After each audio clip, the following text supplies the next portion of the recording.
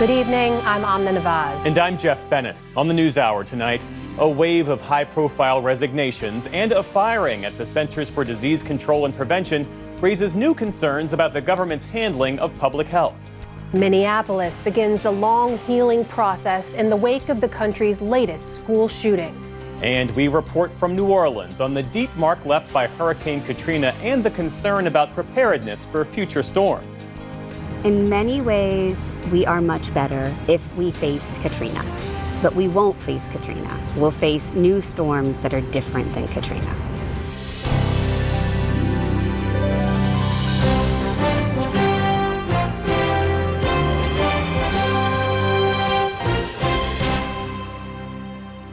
Major funding for the PBS NewsHour has been provided by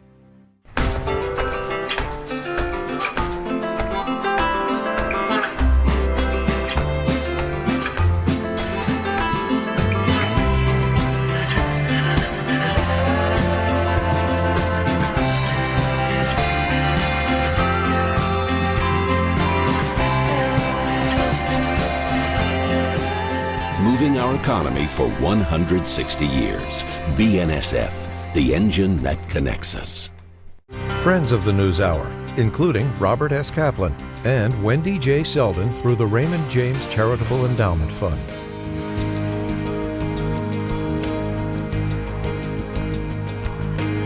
Carnegie Corporation of New York, working to reduce political polarization through philanthropic support for education, democracy, and peace. More information at carnegie.org. And with the ongoing support of these individuals and institutions.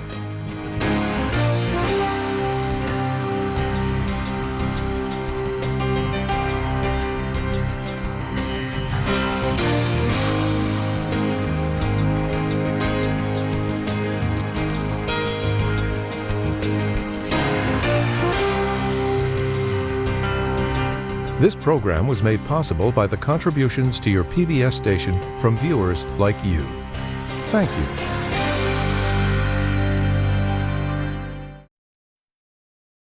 Welcome to the NewsHour. There are serious concerns tonight about the Centers for Disease Control and its mission after Director Susan Menarez was suddenly fired from her position on Wednesday. She had refused to resign amid clashes with Health Secretary Robert F. Kennedy Jr. over vaccine policy.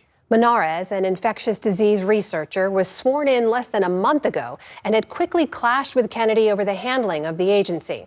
In a statement, her lawyer said, quote, when she refused to rubber stamp unscientific, reckless directives and fire dedicated health experts, she chose protecting the public over serving a political agenda. For that, she's been targeted. Her dismissal set off a wave of resignations, with several other senior CDC officials stepping down in protest. That includes the chief medical officer, Dr. Deborah Howry, who was met with applause and hugs from supporters and staff outside the CDC building today. And Dr. Howry joins me now from Atlanta. Welcome to the program. Thanks for joining us. Thanks for having me. So let's just start with your decision. Why did you feel the need to resign? Oh, it was such a tough decision. I love the CDC. The work we do is so important, but I just felt we'd reached a tipping point when it came to our science and our data and being able to do the work we needed to do. I was concerned about the future of CDC and my ability to be a leader at the CDC and to do what was needed to be done on the inside. I thought my voice and the voice of my colleagues that also resigned with me would be more powerful on the outside. What does reaching that tipping point, as you put it, mean to you? You saw Dr. Menarez's lawyers reference the unscientific and reckless directives. What does that mean to you? Yeah, so we have an immunization committee meeting coming up in a few weeks, and many of us, myself included, were concerned about some of the recommendations might walk back vaccines in our country. To me, that's one of the tipping points. I think another tipping point is just the loss of Dr. Menarez. We hadn't had a CDC director for several months. When she came on board, she brought scientific rigor and some new ideas around public comment and how to really make sure data drove the decisions. When she had done some of these changes, she was brought to the secretary's office for discussion. And at that point, I became concerned that she wouldn't be able to implement changes that were needed at CDC. And without that leadership, it would just leave us vulnerable again. And I thought that that was the point to say enough is enough and to really raise that bat signal that public health and CDC is in trouble. You've also said previously that her firing makes it easier for Secretary Kennedy's appointees to change vaccine recommendations. You just mentioned fearing a walkback in some of those vaccine policies. What does that mean specifically? What could we see ahead? So, if we don't have a CDC director, and if there's not an acting CDC director, then the secretary would sign recommendations like he did for the last ACIP or vaccine committee meeting. So things like the COVID vaccine or hepatitis B vaccine, they could choose to change ages on it or the populations that have access to it. I'm just concerned about changing vaccine access in our country and that we need to focus more on the safety and effectiveness of vaccines, shared decision-making around vaccines, and not talking about misinformation around vaccines. And changes to things like the hepatitis B vaccine, are those conversations you were a part of during your time there? Those are being discussed? So I know that the work groups have been asked to look at hepatitis B. They're in the middle of pulling a systematic review together right now. So I would imagine that means they will be discussed. My concern is we have pulled evidence reviews together before for the ACIP meetings that we had one that was pulled down and not discussed. I think it's really important when we do work at CDC for our data, our science, and our evidence reviews to be publicly posted so that the public can also review them and understand. And to me, that is transparency and something we were trying to move towards, particularly with the Secretary's commitment to radical transparency. That would mean having publicly available data and documents. The White House Press Secretary Caroline Leavitt was asked about Dr. Menarez's firing today and your resignation, among others. Here's what she said in response. I understand there were a few other individuals who resigned after the firing of Ms. Menarez. One of those individuals wrote in his departure statement that he identifies pregnant women as pregnant people. So that's not someone who we want in this administration anyway. So if people are not aligned with the president's vision and the secretary's vision to make our country healthy again, then we will gladly show them the door. Dr. Howrey, any administration would argue that they should be able to staff it with people who will help them to see through their mission. So what's different about this? What would you say to that? Yeah. So I served under the prior Trump administration, and I can tell you, I was able to brief the secretary and the assistant secretary. None of our senior scientists or senior careers have briefed the secretary on things like measles or H5N1 or vaccines. So to me, that's concerning. Certainly, administrations have priorities, and my goal is not to judge what the priorities are, but to help the administration implement those priorities as long as they follow science and data. I think what we have seen an issue is that this is less on politics and more on ideology. I really believe that if we can follow data, science, have more involvement of the public, that we would increase the trust. I think when there's talks around don't trust the experts, as the secretary recently said, that doesn't help build trust in the work we are doing. I should also note it was just earlier this month that the CDC headquarters in Atlanta was attacked by a gunman who was angry about COVID vaccines, fired nearly 200 shots, damaged 6 buildings, killed a police officer. How did that impact your team? What's it been like to work there since then? So, and first I just want to acknowledge Officer David Rose, who gave his life to save my colleagues' lives. I can tell you it was very traumatic for many of our staff. I spoke to people in conference rooms that night till about 11:30 p.m. at night, FaceTiming them, calling them, trying to offer support because they didn't know what was happening. They'd heard the shots. I had several staff that were at the daycare picking up their children, that laid across their children to protect them. I can't imagine going through that. So, of course, now there's mental health consequences and, longer mental health trauma from that. They are concerned if they talk about things like vaccines or things that might have scientific controversy, that violence could be inflicted towards them. So it's had a significant impact on our staff. That is Dr. Deborah Howrey, the former chief medical officer from the CDC, joining us tonight. Dr. Howrey, thank you for your time. Thank you.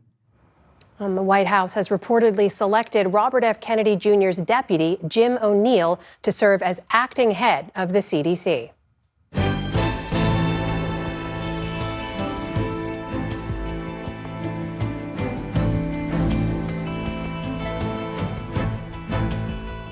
Mourners gathered since sunrise today outside the Catholic school in Minneapolis where 2 students were killed.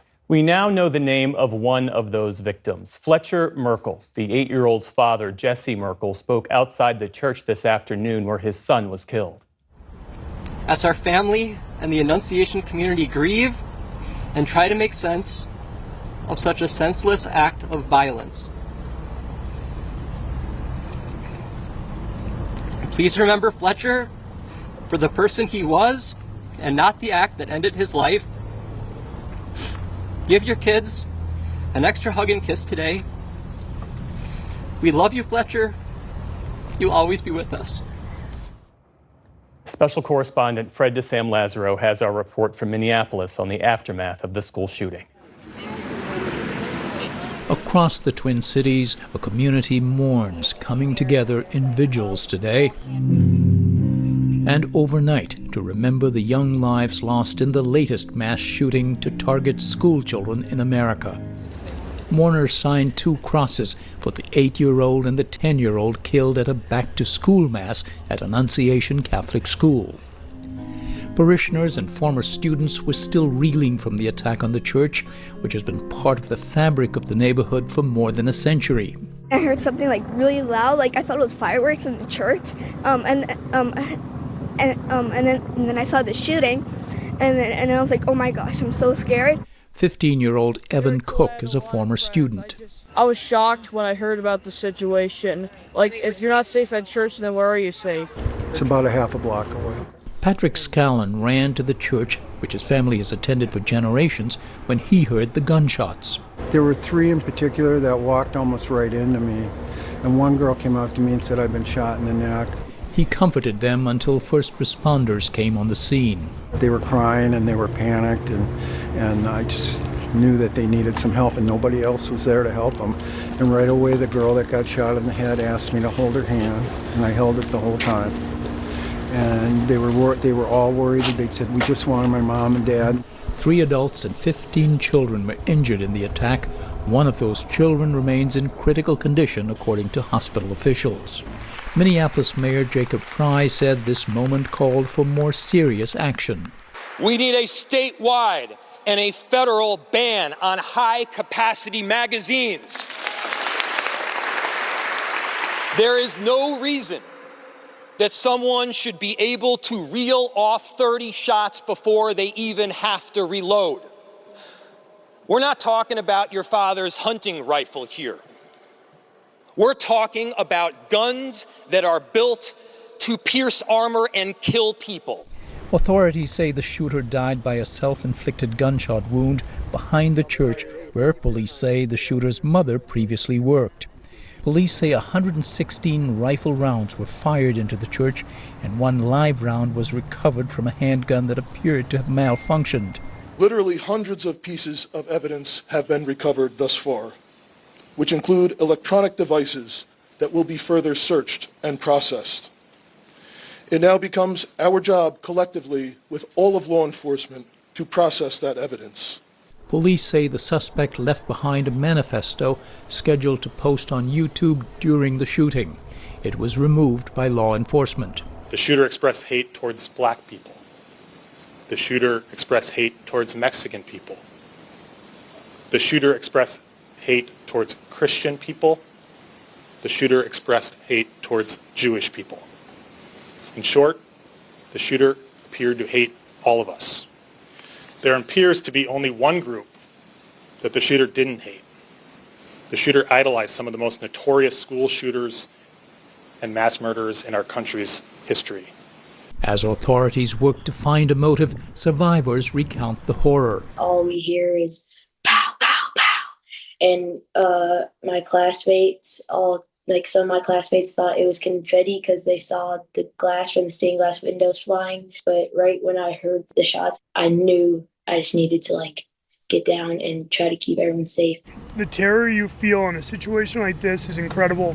It's crippling. Shay Macadera was standing just inside the church entrance when the gunfire started. His second-grade son was at the Wednesday Mass and fled to the basement. He didn't have to go through it alone. Yeah, I'm glad that I was there for that. This didn't happen at the school. This happened at the church.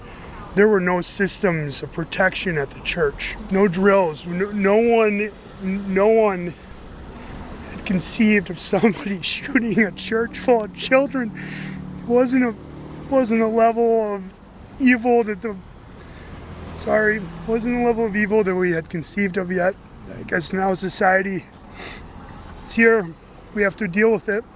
Last night was full of challenges for parents across this community. I put him to bed last night and they said, "Mommy, where's the bad guy?" And I don't like bad guys, I only like the police.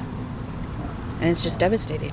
Caitlin Nolan Bjorgi and her husband Andrew live across the street from the Annunciation Church.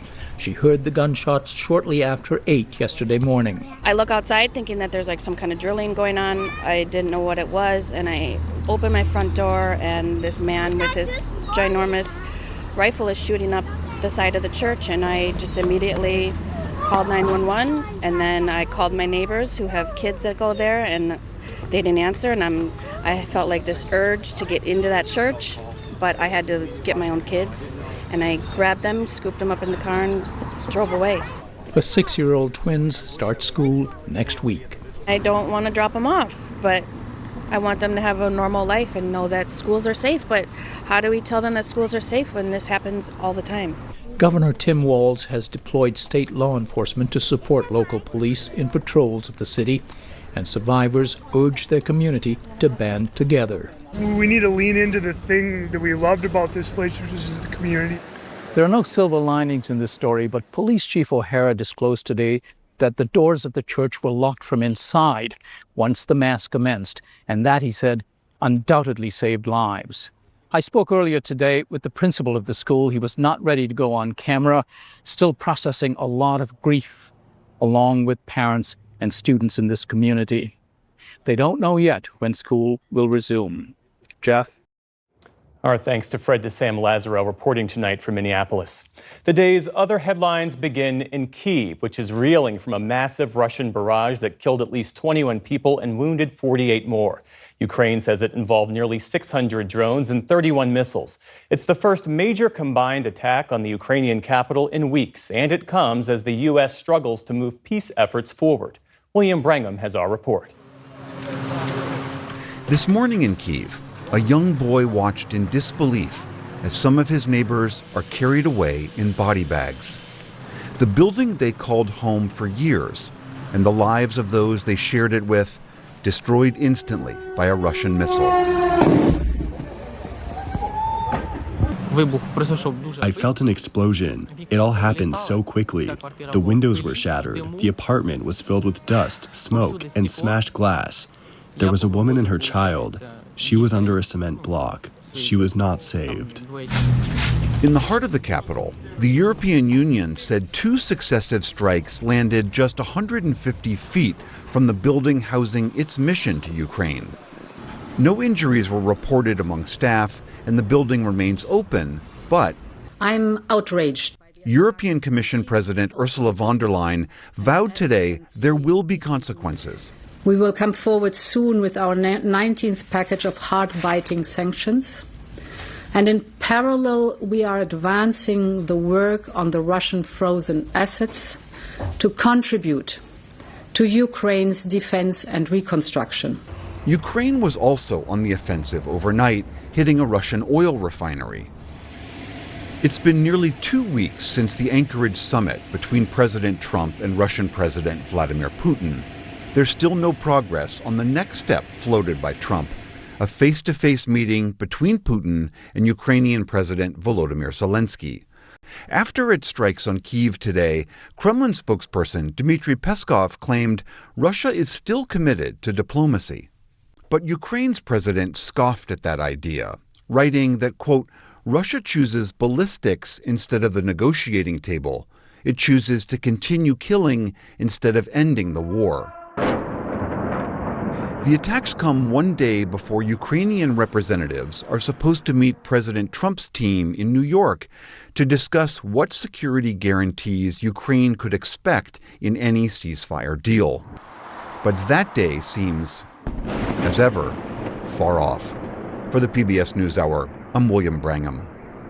Here in the U.S., a judge granted a new trial for the 3 former Memphis police officers who were convicted in connection with the beating death of Tyree Nichols. Lawyers for the men had argued that another judge who presided over their trial was biased against them.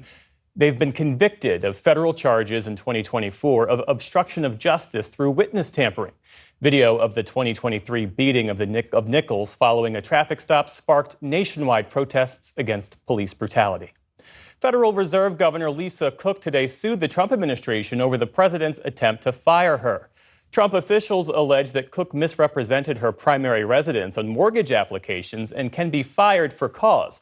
Cook's lawyers say the unsubstantiated and unproven allegation that Governor Cook potentially erred in filling out a mortgage form does not amount to cause. Today, the White House press secretary insisted that the president has the authority to fire her. He has the cause that he needs to fire this individual. He laid it out in the letter that he provided to her and to the public as well. And so we'll continue to fight this battle.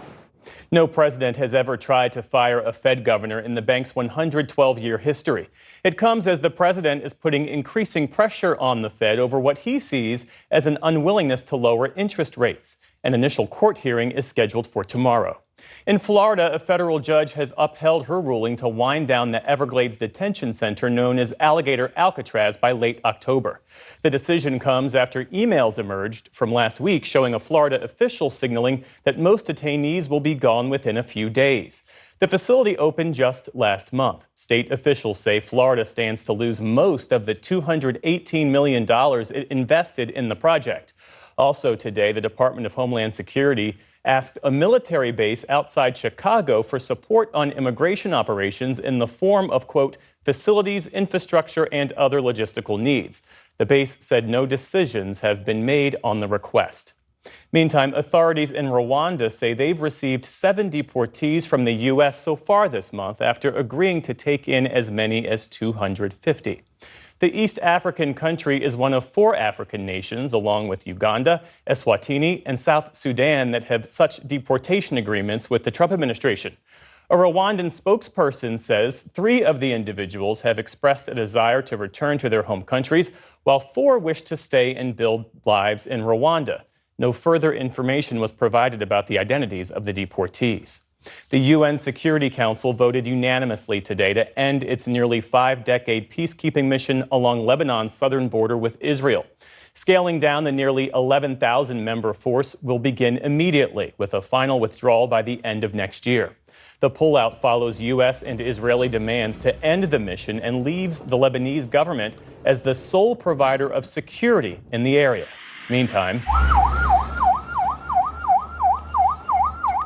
in Gaza City, ambulances rushed to the site of blasts from Israeli strikes today. The Israeli military has stepped up its bombardment there, calling it the last Hamas stronghold. Health officials say at least 16 Palestinians were killed today across Gaza. Back in this country, officials at the CDC said today that a salmonella outbreak involving recalled eggs has poisoned nearly 100 people across the country. The cases appeared in more than a dozen states starting in January. 18 people had to be hospitalized, and the CDC says the actual number of those infected is likely much higher than reported. The FDA says Country Eggs LLC of Lucerne Valley, California, was a common supplier in areas where people got sick. The company has suspended production of its brown, cage-free sunshine yolks or omega-3 golden yolk eggs. The Atlanta Journal-Constitution is stopping its print edition and shifting to a digital-only model in the new year. In a statement, the company said, "We knew this day would come," adding that many more people engage with our digital platforms and products today than with our print edition, and that shift is only accelerating. The announcement follows similar moves by the Star-Ledger in New Jersey, among others, amid a broader shift in how people get their news. The AJC's final print edition will appear on December 31st. On Wall Street today, stocks hit new highs after the latest earnings report from chipmaker NVIDIA. The Dow Jones Industrial Average added around 70 points on the day. The Nasdaq rose 115 points. The S&P 500 closed at a new all-time high for a second day in the row. Still to come on the NewsHour, Europe reimposes sanctions on Iran that were suspended as a part of the nuclear deal. A husband speaks out after his wife's immigration detention led to her being hospitalized. And we visit New Hampshire to examine the impact of state-level cuts to the arts. This is the PBS NewsHour from the David M. Rubenstein Studio at WETA in Washington, and in the West from the Walter Cronkite School of Journalism at Arizona State University. 3 European countries that were part of the initial 2015 Iran nuclear deal today launched a process to reimpose sweeping sanctions on Iran lifted a decade ago as part of the agreement with the Islamic Republic. France, Germany, and the UK accused Iran of breaking its commitments from that deal, starting a 30-day clock that could end with Iran's economy further squeezed, its arms deals halted, and its foreign assets frozen. Nick Schifrin is following this for us. So, Nick, explain why these European countries are sanctioning Iran and why this is called a snapback. It's called a snapback because the idea is to snap back those sanctions that you just mentioned that were lifted on Iran back in the 2015 nuclear deal. Of course, President Trump withdrew from the deal back in 2018, but Germany, France, and the United Kingdom did not withdraw from the deal. And that gave them the ability today to send this letter about Iran that judges Iran, quote, to be insignificant non-performance of its commitments under the nuclear deal. The Europeans say Iran, one, exceeded the caps on its uranium stockpile or nuclear fuel. That includes uranium enriched to 60%, one step below weapons grade, that the Europeans said today, quote, has no credible civilian justification. Number two, the letter also says Iran restarted prohibited enrichment, and it says Iran, quote, ceased to allow nuclear inspectors from required verification and monitoring to the extent that the UN's nuclear watchdog is not able to provide assurance of the peaceful nature of Iran's nuclear program. In the last few days and weeks, Jeff, European officials made it very clear to Iran that they had to negotiate directly with the U.S. They had to allow inspectors all over the country, including those sites that the United States bombed just 2 months ago. And three, Iran had to account for the 60% uranium that Iran and the U.S. say were buried in those sites. But Iran did not take any of those steps, and therefore you get snapback today.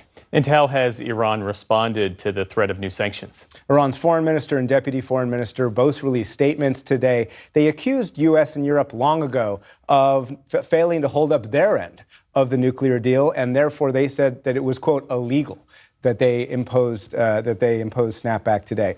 They warned that their cooperation with those international inspectors, the only real window that we have into Iran's nuclear program, would, quote, likely be stopped. And Iranian hardliners, Jeff, have long warned that if Europe proceeded with snapback, they would leave the Nuclear Proliferation Treaty, which obliges Iran to give access to international inspectors, but no follow-through on that threat today.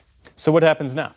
Well, as you said, there's a 30-day clock, at the end of which we would expect the Security Council to reimpose all those sanctions. And they are punishing sanctions on Iran, although the U.S. sanctions, in fact, are even harsher than these UN sanctions. But the diplomacy can continue in those 30 days. Secretary of State Marco Rubio, also the National Security Advisor, released a statement today, and he said, quote, snapback does not contradict our earnest readiness for diplomacy. It only enhances it. Now, we talked to some experts today who echo that argument, and they say that today's step gives the U.S. leverage to make a deal. Take a listen to Elliot Abrams. He was the special representative for Iran and Venezuela in the first Trump administration. My view is that the Iranians don't negotiate in good faith without pressure. So if you think that there is a possibility of a negotiation with the regime, then I think you've got to keep the pressure on it up. If the pressure is released, they're just going to walk away from a serious negotiation. But you heard Iran's threats about ending cooperation with international inspectors, perhaps leaving the Nuclear Proliferation Treaty. And other experts believe that this step by the Europeans today to initiate this snapback undercuts the possibility of a successful negotiation. Take a listen to Jennifer Kavanaugh. She's with Defense Priorities, a think tank that advocates for restraint around the world. I think that having more pressure placed on them will push Iran further from the negotiating table with everyone. And it also creates domestic pressure. The Iranian regime can't be seen by its domestic public to be giving in now to pressure from Europe or additional pressure from the United States. It forces the Iranian regime to take steps like threatening to pull out of the nuclear nonproliferation regime and other types of drastic moves. Jeff, a senior U.S. official tonight told me that that was the debate that the U.S. was having internally before the 12-day war launched by the U.S. and Israel. That one side was arguing that, no, this could lead to less likely of a successful outcome. The other side saying, no, it gives us leverage. But since that war, this senior U.S. official tells me tonight that most of those officials believe there is simply no downside to the snapback. But at the end of the day, there is also still no solution to the impasse that you and I have talked about for months. Iran is still demanding it contain or continue its enrichment, and the U.S., as part of any deal, is arguing that Iran needs to stop enrichment, and that impasse maintains even today. Nick Schifrin, thank you so much for this reporting. Thank you.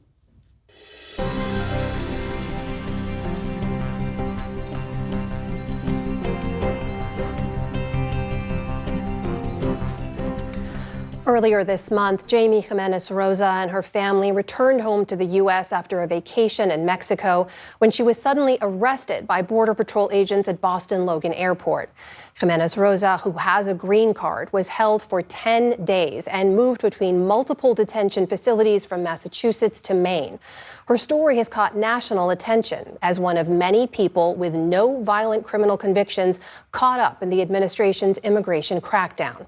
For more, I'm joined now by her husband, Marcel Rosa, and her lawyer, Todd Pomerleau. Gentlemen, welcome to you both, and thank you for joining us. Thank you very much for having us. We greatly appreciate the opportunity to be heard here. Marcel, I want to begin with you, and I'll just say we can't even imagine what you and your family have been through this month, but just take me back to that day, August 11th. You and Jamie and your 3 young daughters land home at the Boston airport. She's suddenly taken into custody. Tell me about that moment. They took Jamie into a room by herself, and a few minutes later, they opened up the door, asked me to go in the room. I was with my kids. I told them I'm going to take my kids with me inside the room. And that's when, once I walked into the room, that's when I noticed that something had just happened. My wife, she was sitting down, sunk in the chair. I just knew that there was no way that she would be able to come out that room just based off the energy. There was only one officer that was really doing the talking. He essentially said that she wasn't leaving. I pleaded with them. I asked a series of questions. What they were saying was very vague. She just broke down crying. Just the way the CBP officers was treating the situation, I thought was inhumane. They was destroying my family, and it was as if it was nothing to them, like as if it was like an assembly line in a car manufacturing facility, just another task that they have to deal with. It was tough. It was real tough. We felt like we was ambushed. It was just a tough situation. I mean, we went from having the best vacation to just getting my wife ripped out of my life. Todd, as Marcel has mentioned, Jamie has a green card. She's a legal permanent resident here in the United States. Her children, Marcel, they're all U.S. citizens. What have you learned about why she was arrested and detained? To this day, after 2 weeks of litigation and numerous written requests, we've never officially been served with any documentation for why she was detained. She came here at the age of 9 for the American dream. She came here with her green card, her lawful permanent residency. When she was a 20-year-old college student, at one time in her life, she had some marijuana and she accepted full responsibility for it. I knew that this charge was fully pardoned over a year ago by the governor of Massachusetts, because marijuana possession is no longer a crime in Massachusetts, just like numerous other states in the country. In those 10 days, what was it like for her? What has she told you about that time? She was just scared the whole time. She wasn't getting the proper treatment. She has diabetes. She has asthma. She has a series of, actually at one point, her blood pressure was as high as 198. And the only thing that they was giving her was anxiety pills. We didn't even find out until a week after the fact that she went to the emergency room a second time. They wouldn't allow her to call or even allow the doctors to call us. So that was actually news to us. It was surprising. Her health was deteriorating a lot, especially in the CBP custody. I have to ask you, because you say this clearly caught you by surprise. You say you feel like you were ambushed. You're someone who has previously served in the government for about a decade, right? Also in the Department of Homeland Security. This government now says that a green card is a privilege, not a right. That's their language. They also say that even legal permanent residents with previous criminal convictions may be subject to mandatory detention. And technically, that does include your wife. What's your reaction to that? I just feel as if the individuals that were involved in this case made the wrong decision. They stated that they may detain someone going through the checkpoint. That means that they had an option either to detain them or just release them, summons them to a court or a hearing, some type of meeting.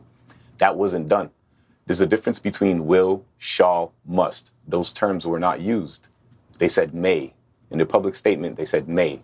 So that means that the CBP supervisor had the option to let her go. You mentioned you feel one officer acted in a rogue manner here. Jamie's story is not unlike others that we've heard from across the country here. So when you see this campaign, this promise from this administration of mass deportations, and then you see your wife being treated the way that she was, what does that say to you? I feel as if better decisions could be made. She's not a flight risk. I'm very confident that there's a lot of other individuals in the same shoes that don't have a voice. I understand if someone is a criminal, they're actively committing crimes, they've committed murder, things like that. I understand, but there's a lot of, from what I'm seeing right now, there's a lot of innocent people getting caught up in this system. Marcel, tell us about Jamie today. Okay. How is she doing? And is there still a potential that she could be detained again or potentially deported? As of right now, she was released. No bond, nothing. They never filed charges based off the lawsuit that we filed. I see no other plausible or legal basis they could ever seek to deport her again, but she lives in fear of that happening again. Marcel, if there's one thing you want people to understand about what happened to you and your family, what would that be? It was a nightmare. I wouldn't wish this upon any family. It was very, very hard to get out of this situation. So we're just thankful all around for all the love and support from everyone. It's really a terrible situation. I really don't see too many people getting out of this situation. It's just so complex. Marcel, Rosa, we're thinking about you and Jamie and your daughters at home. Thanks to you and your lawyer, Todd Parmelo, for joining us tonight. You're very welcome. Thank you for having us. Thank you. Appreciate it.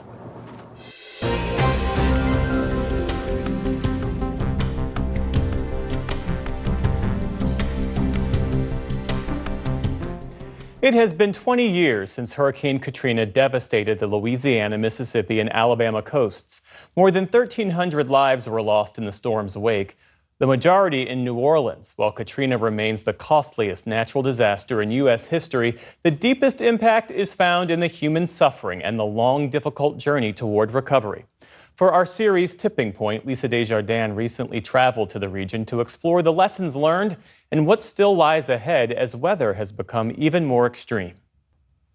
I didn't even realize how much music vibrates through the city all the time until it wasn't there.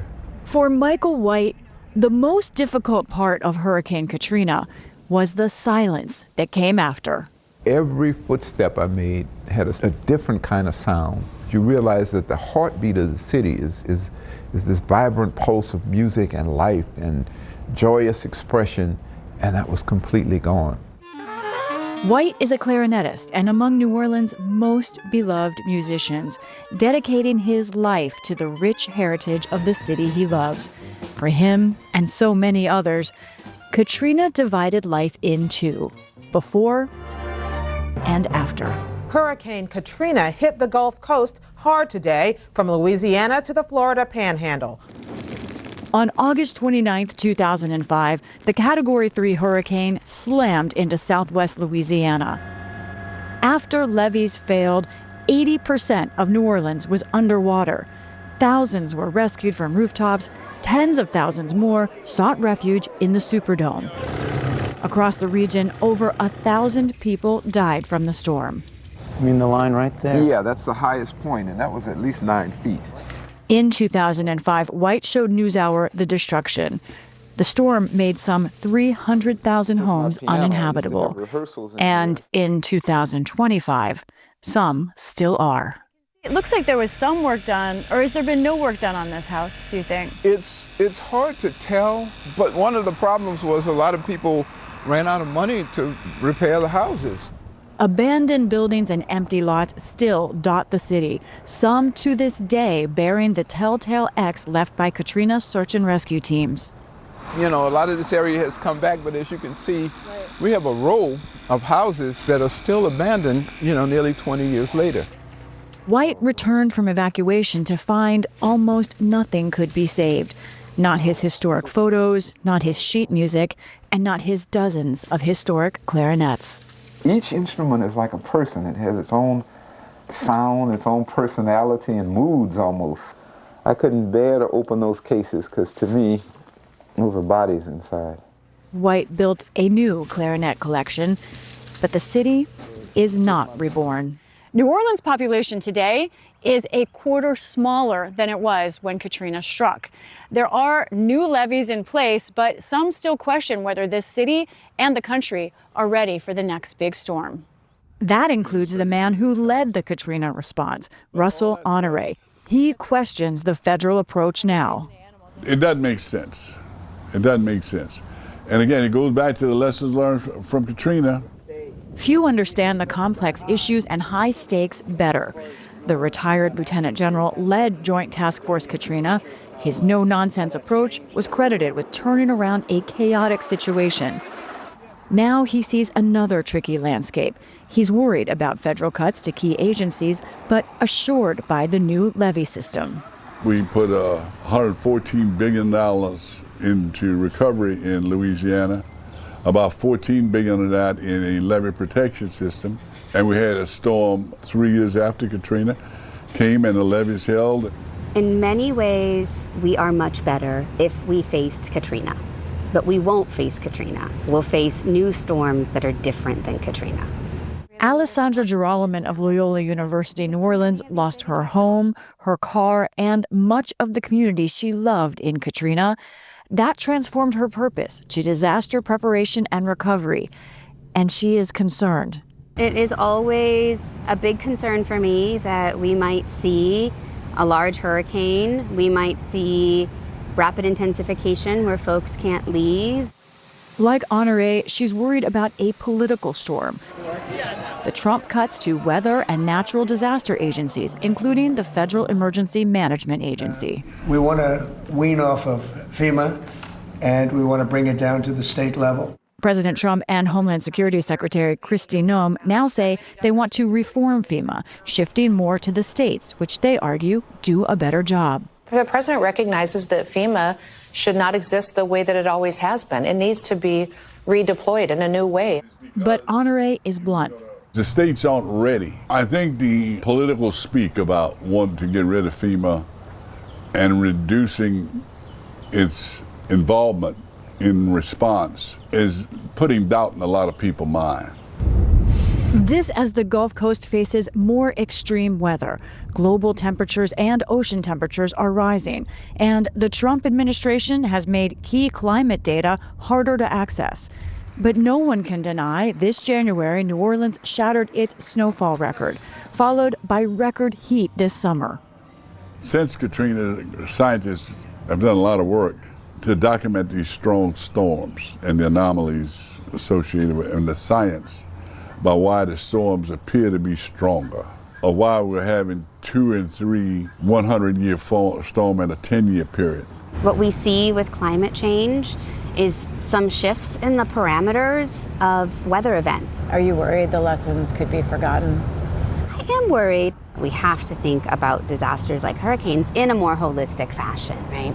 Because the problem in Katrina, it wasn't just the hurricane, it was certainly the problems with the maintenance of the levees, but also coastal erosion, land loss, the long history of the oil and gas canals that hadn't been closed off, all of these myriad factors that were just piling on risk. There is holistic thinking on a local level here, like in the hard-hit Lower Ninth Ward. There were a lot of promises after Katrina, but not a lot of fulfillment of those promises. Arthur Johnson helps run a group known as Sustain the Nine. We lost a lot of trees from Katrina, millions of trees, and then every year you have a storm and that takes the trees out. They are now planting cypress trees and other native plants to reduce erosion and teaching sustainability in the face of increasingly wild weather like tornadoes. We're no longer just dealing with hurricane and hurricane season, which is now 6 months out the year. Like many low-lying places hit by Katrina, this area is at higher risk for problems, but this group insists on rebuilding. We're not going away. I mean, Katrina couldn't drown us, so we damn well ain't allow no politician with their failed programs to drown us. It's not going to happen. That's not the only existential debate connected to Katrina. Musician Michael White feels it. There is no return to normal. Life as I knew it ended with Katrina, and it took a long time for that to sink in. I feel like I'm on my second life because everything changed, everything was destroyed or gone, and a part of me kind of died with Katrina. But something else was born. He rarely composed before the storm, but now writing songs has become a daily lifeline. I just pick up my clarinet and I don't think about it. I just play a note. I don't know, what comes after that, but I'll just play another note. And so from there I'll go. After kind of coming away from the pain and the difficulties of Katrina for many years, my mind seemed to open up. And it seems like all of the music that I've ever heard is kind of in my head simmering around like a gumbo pot. And it's like if you stir the pot, you never know what comes up, like, a shrimp, an oyster, a hot sausage. All of those things are in gumbo, and that's kind of what it's like. 20 years on, New Orleans still has not recovered from Katrina. But like the music it helped create, it keeps improvising. For the PBS NewsHour, I'm Lisa Desjardins in New Orleans.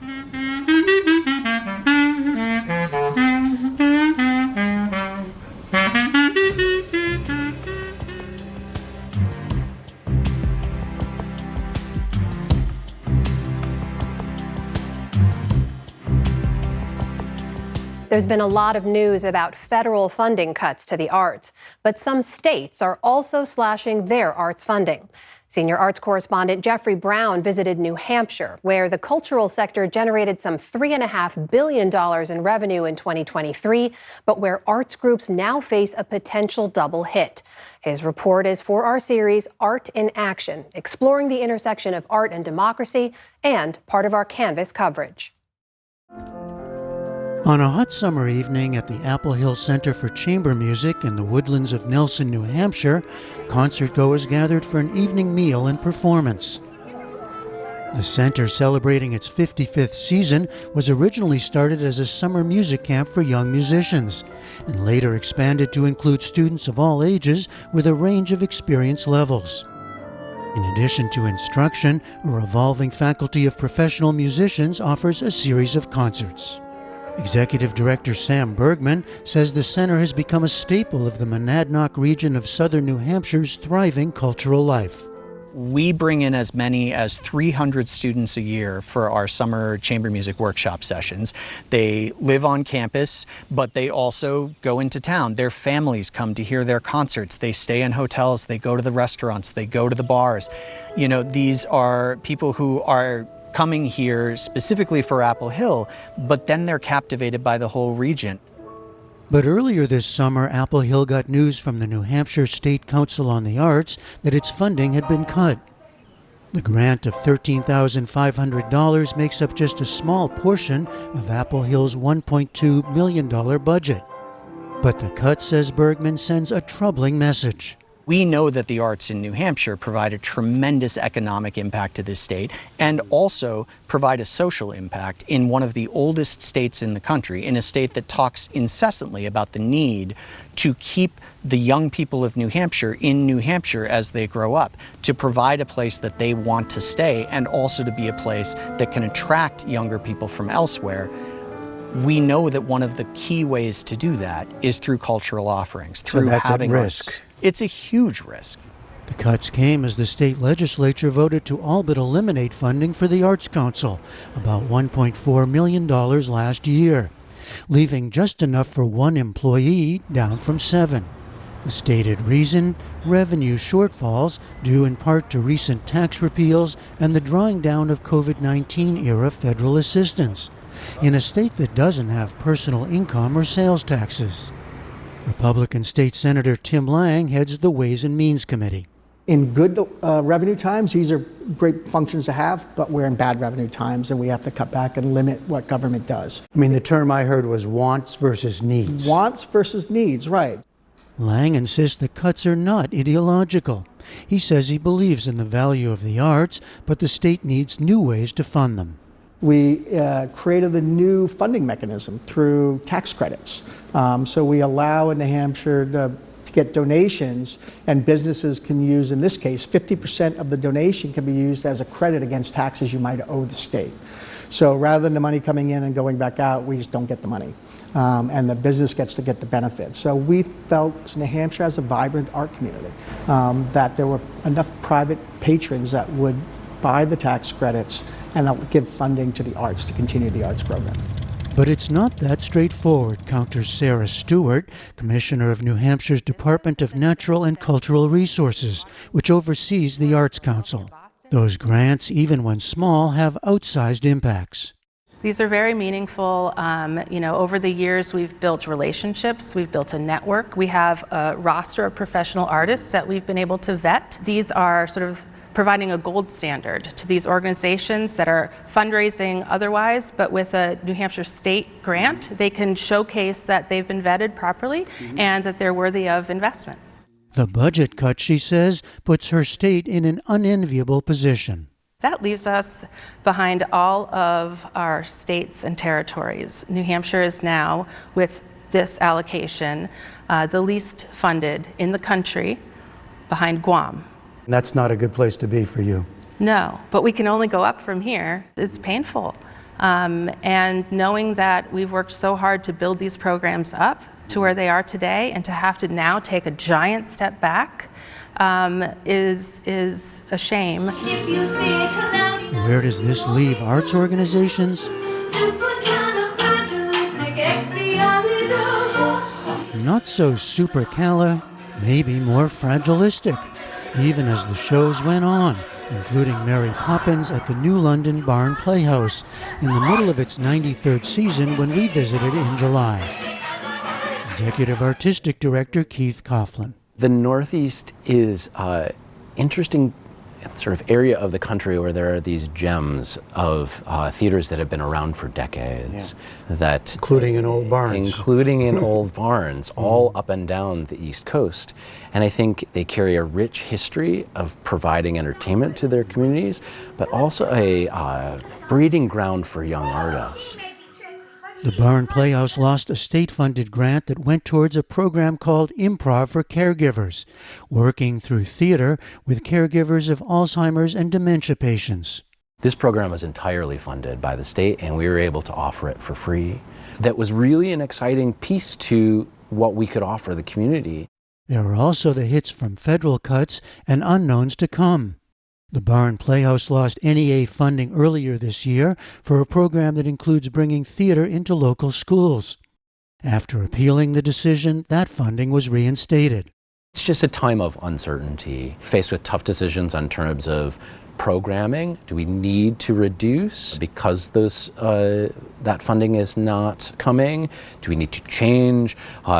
We hope that we don't have to push ticket prices or things that end up harming the organization in other ways. We seem to be living in a time where a lot of people are absolving themselves of the responsibility of investing in the culture in which they enjoy. Sal Prizio, Executive Director of the Capitol Center for the Arts, a performing arts venue in Concord, also chairs Arts for New Hampshire, a statewide advocacy organization. I have reminded everybody, we lost the battle, we're not going to lose the war, because here in New Hampshire, there's elections every 2 years, so it's like the weather, it changes every 5 minutes kind of thing. So it is the identity of what makes New Hampshire, New Hampshire. And can we come together under one umbrella to be able to have a louder voice, a megaphone that speaks to whether it's the elected officials on the State House or just more broadly to the entire state of New Hampshire. For now, the music and shows go on here at Apple Hill and beyond, while artists, organizations, and audiences await the next act. For the PBS NewsHour, I'm Jeffrey Brown in Nelson, New Hampshire.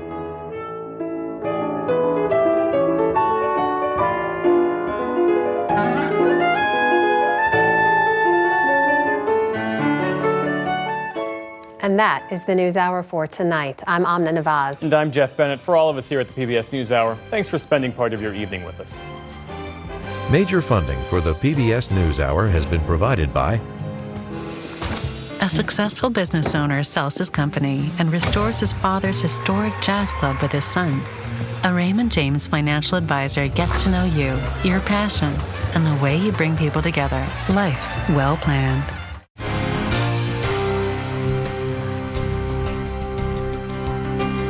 the ongoing support of these individuals and institutions. And friends of the NewsHour, including Leonard and Norma Chlorfine and the Judy and Peter Bloom Kovler Foundation.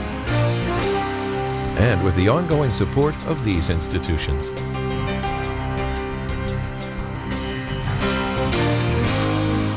And friends of the NewsHour.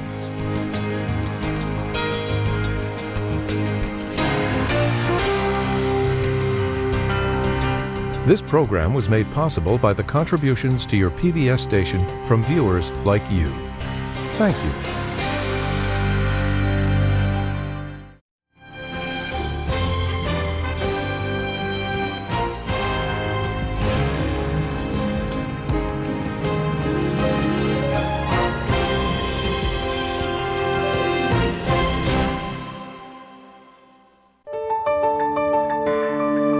You're watching PBS.